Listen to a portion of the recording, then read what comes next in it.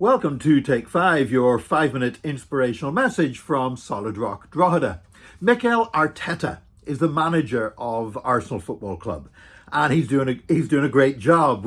Since Arsene Wenger retired, we've had a bit of a job filling that manager slot, but this season he really seems to be doing the business. In fact, I was present at the Emirates Stadium whenever Mikel Arteta played his last game for Arsenal as a player, and so I'm delighted to see his success in the managerial role. However, last weekend, he was criticised over his exuberant and passionate celebrations after Arsenal had beaten Bournemouth with a last-minute goal the week before. And he was asked, are you going to rein your players in and celebrate a bit less? And he said, no. He said, if you want passion and emotion, there is nothing better than scoring goals at football matches.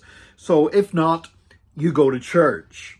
I was disappointed to hear him say that. But for me, I find to use church as an example of somewhere where there's no passion or no emotion makes me think that Mikel Arteta must never have gone to the right kind of church.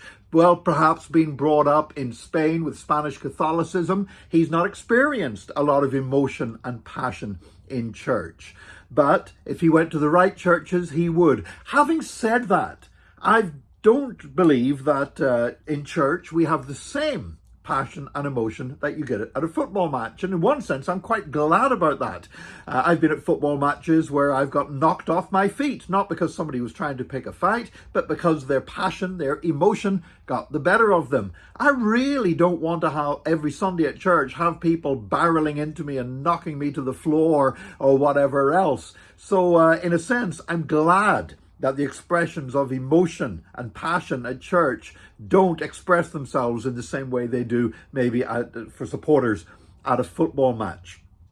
However, it is undeniable that there are churches where there's very little passion and very little emotion, and that is a shame, because God is a God of all of our being. God is not just the God of our spirit. He's the God of our emotions, the God of our mind, and the God of our bodies as well. And I truly believe that God uses emotion and God stirs up passion among his people. However, and this is probably a key difference for me between going to church and attending a football match, and I'm speaking as a keen Arsenal fan, and I've known moments of great emotion.